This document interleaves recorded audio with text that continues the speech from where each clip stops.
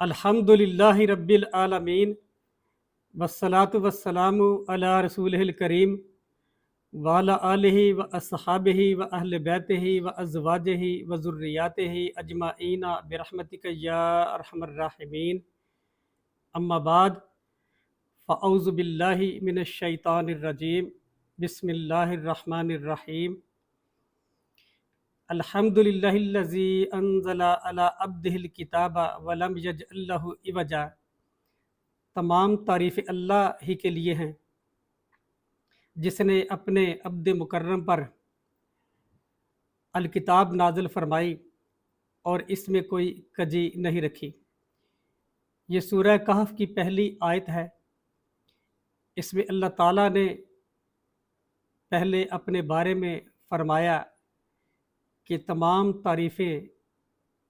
अल्लाह ताला ही के लिए हैं। तो इसका मतलब ये हुआ कि जिस तरह हम अल्लाह ताला की नेमतों का शुमार नहीं कर सकते, इसी तरह अल्लाह ताला की तारीफ़ों को भी शुमार नहीं किया जा सकता। तो इससे पता चला कि अल्लाह ताला जो है वो बहुत ही बड़ा है और अल्लाह ताला बहुत ही अज़मतों वाला है। इसकी मज़ीद वज़ाहत सूरह लुक़मान की आयत 27 से होती है। अल्लाह फरमाता है, वलौ अन्न मा फिल अर्दि मिन शजरतिन अकलामु वल बहरु यमुद्दुहु मिन बादिही सबअतु अबहुरिम मा नफिदत कलिमातुल्लाह इन्नल्लाह अज़ीज़ुन हकीम। और अगर दुनिया के तमाम दरख्त लिखने के लिए कलम बन जाएं और तमाम समंदर स्याही हो जाएं और इनमें 7 समंदरों का और इजाफ़ा कर दिया जाए, फिर अल्लाह ताला की बातें लिखना शुरू करे तो अल्लाह ताला की बातें ख़त्म नहीं होंगी। बेशक अल्लाह बहुत ही गालिब, बहुत ही ज़्यादा हिकमत वाला है। तो इससे पता चला कि किसी सूरत भी अल्लाह ताला का जो मकाम व मर्तबा है, अल्लाह ताला की जो हम्द व सना है, अल्लाह ताला की जो तारीफ़ें हैं, जो अल्लाह ताला की हिकमतें हैं, हम उनको किसी तरह भी ज़ब्ते तहरीर में नहीं ला सकते। तो फिर वो अल्लाह जो बहुत ही बड़ा है, जो बहुत ही अज़मतों का मालिक है, जब वो किसी हस्ती का इंतखाब करेगा, उस हस्ती के सर पर नबूवत और रिसालत का ताज सजाने के लिए, तो ना तो उस इंतखाब पर फिर कोई इतराज़ उठाया जा सकता है और ना ही उस अल्लाह के नाज़िल करदा कलाम पर कोई सवाल उठाया जा सकता है। क्योंकि जिस हस्ती को अल्लाह ताला ने अपने अब्द मुकर्रम के तौर पर मुंतखब फरमाया, वो हस्ती सादिक और अमीन है, और जो कलाम अल्लाह ताला ने नाज़िल फरमाया उस कलाम में ना ही कोई ऐब है और ना ही कोई तज़ाद है। तो अगर अल्लाह इतनी अज़मतों वाला है, उसका रसूल सादिक और अमीन है, और उसका नाज़िल करदा कलाम यानी कुरान मजीद जो है वो हर किस्म के ऐब से भी पाक है और हर किस्म के तज़ाद से भी पाक है, तो फिर चाहिए कि कुरान से और साहब कुरान से ताल्लुक़ जोड़कर इन्हीं से रहनुमाई लेते हुए अपनी ज़िंदगी गुजारनी चाहिए। यही वजह है कि अल्लाह ताला ने सूरह कहफ की अगली आयत में इरशाद फरमाया कि यमन लियुनज़िर बासन शदीदम मिन लदुन्हु व युबश्शिरल मुमिनीन अल्लज़ीना यअमलूनस सालिहाति अन्न लहुम अजरन हसना। कि ये जो किताब मैंने नाज़िल फरमाई है, कुरान मजीद, ये सीधी किताब है, मुस्तकीम किताब है, और इस किताब के ज़रिए वो यानी मेरे रसूल सल्लल्लाहु अलैहि वसल्लम इसके ज़रिए लोगों को अल्लाह ताला के शदीद अज़ाब से डराएं, और वो लोग जो ईमान लाए और नेक अमाल करते रहे, उनको ये खुशखबरी सुना दें कि उनके लिए अल्लाह ताला ने बहुत ही अच्छा अजर तैयार कर रखा है। माँ की सीना फ़ीही अबदा, جس میں وہ ہمیشہ ہمیشہ رہیں گے۔ تو جس وضاحت کے ساتھ اللہ تعالیٰ نے یہ بیان فرما دیا کہ اللہ تعالیٰ جو ہے وہ بہت ہی بڑا ہے، میرا اللہ بہت ہی عظمتوں کا مالک ہے، اس کا رسول صلی اللہ علیہ وآلہ وسلم جو ہے وہ صادق اور امین ہے، اور جو کتاب نازل فرمائی ہے یعنی قرآن مجید، اس میں نہ ہی کوئی عیب ہے اور نہ ہی کوئی تضاد ہے، تو پھر تمام انسانوں کو چاہیے تھا کہ اس قرآن سے اور صاحب قرآن سے تعلق جوڑ لیتے اور دیگر کتابیں پڑھنے کی بجائے قرآن مجید کو ہی پڑھتے، اسی پر غور و خوض کرتے اور اسی کتاب یعنی قرآن مجید سے رہنمائی لیتے ہوئے اپنی زندگی گزارتے،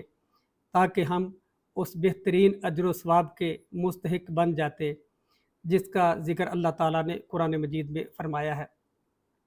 تو جن کے نصیب میں ہدایت تھی، بلا شبہ انہوں نے اپنا تعلق قرآن سے اور صاحب قرآن سے جوڑا، اور انہوں نے قرآنی تعلیمات پر عمل پیرا ہو کر اپنا بہترین کردار ادا کیا اور مخلوق خدا کی بھی خدمت کی، اور دین کی سربلندی کے لیے بھی انہوں نے اپنا کردار ادا کیا، اور اس طرح وہ اس بہترین اجر و ثواب کے حقدار ٹھہرے۔ لیکن جو لوگ جاہل تھے، جو لوگ گمراہ تھے، انہوں نے اپنی جہالت اور گمراہی کی بنا پر قرآن مجید پر عمل کرنے کی بجائے اس کتاب کو اللہ تعالیٰ کا کلام ماننے سے ہی انکار کر دیا، اور جب انہوں نے قرآن مجید کو اللہ کا کلام ماننے سے انکار کیا تو اللہ تعالیٰ نے ان کو چیلنج دے دیا، اور یہ چیلنج جو اللہ تعالیٰ نے ان کو دیا، اس کا ذکر اللہ تعالیٰ نے قرآن مجید کی مختلف صورتوں میں بھی کیا ہے، اور یہ جو چیلنج اللہ تعالیٰ نے ان کو دیا، یہ 4 مختلف طریقوں سے چیلنج دیا، اور اس کا ذکر اللہ تعالیٰ نے قرآن مجید کی 5 صورتوں میں کیا ہے۔ جیسے سورہ بنی اسرائیل کی آیت 88 میں اللہ نے ارشاد فرمایا، قُلْ إِنِ اجْتَمَعَتِ الْإِنسُ وَالْجِنُّ عَلَىٰ أَن يَأْتُوا بِمِثْلِ هَٰذَا الْقُرْآنِ لَا يَأْتُونَ بِمِثْلِهِ وَلَوْ كَانَ بَعْضُهُمْ لِبَعْضٍ ظَهِيرًا۔ اے نبی صلی اللہ علیہ وآلہ وسلم، ان لوگوں سے کہہ دیجئے کہ اگر تمام انسان اور تمام جن مل کر اس قرآن کی مثل لانا چاہیں تو وہ ہرگز اس کی مثل نہیں لا سکیں گے، اگرچہ وہ ایک دوسرے کے مددگار ہی کیوں نہ ہوں۔ پھر دوسری طرح کا چیلنج اللہ تعالیٰ نے سورہ ہود میں دیا۔ سورہ ہود کی آیت 13 میں اللہ نے ارشاد فرمایا، ام یقولون افتراہ قل فأتوا بعشر سور مثلہ مفتریات وادعوا من استطعتم من دون اللہ ان کنتم صادقین۔ کیا وہ کفار یہ کہتے ہیں کہ رسول صلی اللہ علیہ وآلہ وسلم نے اس کلام کو اپنی طرف سے گڑھ لیا ہے؟ تو آپ ان سے کہہ دیجئے کہ تم لوگ اللہ کے سوا جس کو بھی بلانا چاہتے ہو بلا لو، اور اس طرح کی گڑی ہوئی یا اس طرح کی بنائی ہوئی 10 صورتیں ہی لے آؤ اگر تم سچے ہو تو۔ پھر تیسری طرح کا چیلنج اللہ تعالیٰ نے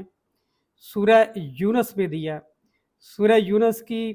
آیت نمبر 37 میں اللہ نے ارشاد فرمایا، وَمَا كَانَ هَٰذَا الْقُرْآنُ أَن يُفْتَرَىٰ مِن دُونِ اللَّهِ وَلَٰكِن تَصْدِيقَ الَّذِي بَيْنَ يَدَيْهِ وَتَفْصِيلَ الْكِتَابِ لَا رَيْبَ فِيهِ مِن رَّبِّ الْعَالَمِينَ۔ اور یہ قرآن ایسا نہیں ہے کہ اللہ کی وحی کے بغیر اسے خود سے بنا لیا جائے، یہ پہلی نازل کردہ اللہ تعالیٰ کی جو کتابیں ہیں ان کی تصدیق کرنے والا ہے، اور جو لوح میں لکھا ہے یہ اس کی تفصیل ہے، اور اس میں کچھ شک نہیں ہے کہ یہ تمام جہانوں کے پروردگار کی طرف سے ہے۔ اور اگلی آیت میں اللہ نے ارشاد فرمایا، ام یقولون افتراہ قل فأتوا بسورۃ مثلہ وادعوا من استطعتم من دون اللہ ان کنتم صادقین۔ کیا وہ کفار کہتے ہیں کہ رسول صلی اللہ علیہ وآلہ وسلم نے اس कलाम को यानी कुरान मजीद को अपनी तरफ से बना लिया है, तो आप इनसे कह दीजिए कि अल्लाह के सिवा जिसको भी बुलाना चाहते हो बुला लो, तो इस तरह की बनाई हुई कोई एक सूरत ही ले आओ अगर तुम सच्चे हो तो। और फिर इसी तरह का चैलेंज अल्लाह ताला ने सूरह बकरा में दिया। सूरह बकरा की आयत नंबर 23 में अल्लाह ने इरशाद फरमाया, व इन कुंतुम फी रैबिम मिम्मा नज़्ज़लना अला अब्दिना फअतु बिसूरतिम मिन मिस्लिही वदउ शुहदाकुम मिन दूनिल्लाहि इन कुंतुम सादिकीन। ये जहन में रहना चाहिए कि पहली जो आयतें मैंने आपके सामने बयान की हैं वो मक्की सूरतें हैं, और ये जो सूरह बकरा है ये मदनी सूरत है। तो ये अल्लाह ताला ने जो उनको चैलेंज दिया है, इस तरह से ये चैलेंज मक्की सूरतों में भी आ गया और मदनी सूरत में भी अल्लाह ताला ने इसका जिक्र फरमा दिया है। तो ये सूरह बकरा की आयत नंबर 23 है, जिसमें अल्लाह ने फरमाया, अगर तुम लोगों को यानी कुफ़ार को इस किताब के कलाम इलाही होने में शक है जिसको हमने अपने महबूब बंदे पर नाज़िल किया है, तो इसकी मानित कोई और सूरत बना कर ले आओ और अल्लाह के सिवा अपने मददगारों को भी बुला लो अगर तुम सच्चे हो तो। फिर अगली आयत में अल्लाह ने इरशाद फरमाया, फ़इल्लम तफ़अलू वलन तफ़अलू फत्तकुन नारल्लती वक़ूदुहन्नासु वल हिजारा उइद्दत लिल काफ़िरीन। तो अल्लाह ने फरमाया, फिर अगर तुम ना कर सको तो, और तुम हरगिज़ नहीं कर सकोगे, यानी तुम हरगिज़ इस कुरान की एक सूरत की मिसल भी कलाम बनाकर नहीं ला सकोगे, तो फिर डरो उस आग से जिस आग का ईंधन आदमी और पत्थर हैं, और ये आग मैंने काफरों के लिए तैयार कर रखी है। तो अल्लाह ताला ने उनको पहले से फरमा दिया कि तुम लोग हरगिज़ कोशिश करने के बावजूद जो है वो तुम लोग इस कुरान की मिसल एक सूरत भी बनाकर नहीं ला सकोगे, तो फिर उस आग से डर जाओ जिस आग का ईंधन आदमी और पत्थर हैं। और उलमा बयान करते हैं कि यहाँ पत्थर से मराद उनके वो खुद साख्ता माबूद हैं जिनकी वो अल्लाह के सिवा इबादत करते थे। और इसकी तायद सूरह अंबिया की आयत 98 से होती है। सूरह अंबिया की आयत 98 में अल्लाह फरमाता है, इन्नकुम वमा तअबुदूना मिन दूनिल्लाहि हसबु जहन्नम अंतुम लहा वारिदून। बेशक तुम लोग यानी जो कुरान को जुटलाने वाले हैं, बेशक तुम सब लोग और जिनकी तुम अल्लाह के सिवा इबादत करते हो, सब जहन्नम का ईंधन है और तुम सब इसमें जाने वाले हो। अल्लाह ताला ने ये इसलिए उनको कहा कि ताकि उनके दिलों पर जो लगे हुए ताले हैं वो ताले खुल जाएं, और जिस गुमराही में वो डूब चुके हैं वो उस गुमराही से निकल आएं और अपना ताल्लुक़ कुरान से और साहबे कुरान से जोड़ लें। फिर अल्लाह ताला ने चौथी किस्म का जो चैलेंज है वो कुरान मजीद की सूरह तूर में अल्लाह ताला ने उसका ज़िक्र फरमाया है। सूरह तूर में अल्लाह ने इरशाद फरमाया, अम यकूलून तकव्वलहु बल ला युमिनून। क्या ये लोग कहते हैं कि रसूल सल्लल्लाहु अलैहि वसल्लम ने इस कलाम को अपनी तरफ से बना लिया है, बल्कि ये लोग ईमान नहीं लाते। फलयतु बिहदीसिम मिस्लिही इन कानू सादिकीन। अगर वो सच्चे हैं तो इस कुरान जैसी कोई एक बात ही बना ले आएँ या कोई एक आयत ही बनाकर ले आएँ। तो ये अल्लाह ताला ने उनको 4 मुख्तलिफ़ तरीक़ों से चैलेंज दिया जिन्होंने कुरान को अल्लाह का कलाम मानने से इनकार किया। और इसका ज़िक्र अल्लाह ताला ने कुरान मजीद की मक्की सूरतों में भी फरमा दिया और मदनी सूरत में भी फरमा दिया, और 5 सूरतों में अल्लाह ताला ने इस चैलेंज का ज़िक्र फरमाया। तो कमो बेश 1450 साल का अरसा जो है वो गुज़र चुका है, और ये कुरान मजीद अल्लाह ताला ने अरबी ज़ुबान में नाज़िल किया है, और ये अरबों की अपनी ज़ुबान थी। तो अहले अरब जो है वो अपने आप को बड़ा पढ़ा लिखा शुमार करते थे। वो कहते थे कि हम पढ़े लिखे लोग हैं, जबकि दीगर लोग जो हैं वो अजमी लोग हैं। तो वो जिनकी ज़ुबान भी अपनी थी और वो फ़साहत व बलागत में भी बड़े माहिर थे, और उस वक़्त उनके दरमियान बहुत से शायर, बहुत से अदीब और बहुत से ख़तीब भी मौजूद थे। तो वो सारे कोशिश करने के बावजूद सारे मिल के आजिज़ आ गए, और 1450 साल का अरसा कमोबेश गुज़र जाने के बाद भी वो आज तक इस कुरान की मिसल कोई एक आयत भी बनाकर नहीं ला सके। तो जब पूरी इंसानियत, पूरे सारे जिन और सारे इंसान मिलके आजिज़ आ गए, तो यहाँ फिर 3 बातें जो हैं वो साबित होती हैं। सबसे पहला ये कि अल्लाह ताला जो बहुत ही बड़ा है, अल्लाह ताला जो बहुत ही अज़मतों का मालिक है, वो अल्लाह जिस तरह उस अल्लाह की नेमतें शुमार नहीं की जा सकती, इसी तरह उस अल्लाह की तारीफ़ें भी बयान नहीं की जा सकती। वही अल्लाह जो है वो माबूद बरहक है। दूसरी चीज़ जो साबित हुई वो ये कि अल्लाह ताला ने जिस हस्ती का इंतखाब किया, जिस हस्ती के सर पर अल्लाह ताला ने नबूवत और रिसालत का ताज रखा, वो हस्ती सादिक और अमीन भी है, और वो हस्ती रसूल बरहक भी है। तीसरी चीज़ जो साबित हुई वो ये कि कुरान मजीद फ़ुरक़ान हमीद जो है ये बिलाशुबा अल्लाह ताला का नाज़िल करदा ही कलाम है, ये किसी इंसान का कलाम नहीं है। तो अगर इंसान इस तरह का कलाम लाने के काबिल होते तो वो सारे इंसान मिलके, सारे जिन मिलके इस तरह की कोई एक सूरत या एक आयत ही बनाकर ले आते। लेकिन ना तो वो इस कुरान की तरह का कोई कुरान बना के ला सके, ना ही इस कुरान की तरह की वो 10 सूरतें बना के ला सके, और ना ही वो इस कुरान की तरह की कोई एक सूरत बना के ला सके, और ना ही वो इस कुरान की तरह की कोई एक बात या एक आयत ही बनाकर ला सके। तो फिर इंसानियत को चाहिए कि हर इंसान जो है वो अपना ताल्लुक़ अल्लाह ताला के फरमान के मुताबिक अपना ताल्लुक़ कुरान से और साहिब कुरान से जोड़े, और दीगर किताबें पढ़ने के बजाय हमें कुरान मजीद ही पढ़ना चाहिए, क्योंकि जो रहनुमाई इंसान को अल्लाह ताला के कलाम से मिलनी है वो रहनुमाई इंसान के कलाम से नहीं मिलेगी। क्योंकि हम देखते हैं कि बहुत से लोग हैं जो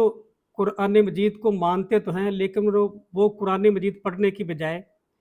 वो अफसाने, डाइजेस्ट, नावल या इस तरह की दीगर तहरीरें पढ़ने को तरजीह देते हैं, और मकसद उनका यही होता है कि ये तहरीरें पढ़ के वो रहनुमाई हासिल करके अपना बेहतरीन किरदार अदा कर सकें। लेकिन जिस तरह खालिक और मखलूक बराबर नहीं हो सकते, इसी तरह खालिक और मखलूक का कलाम भी बराबर नहीं हो सकते। और ये कुरान मजीद की सूरह हदीद है। सूरह हदीद की आयत 16 में अल्लाह ने फरमाया, अलम यअनि लिल्लज़ीना आमनु अन तख़शा क़ुलूबुहुम लिज़िक्रिल्लाहि वमा नज़ला मिनल हक़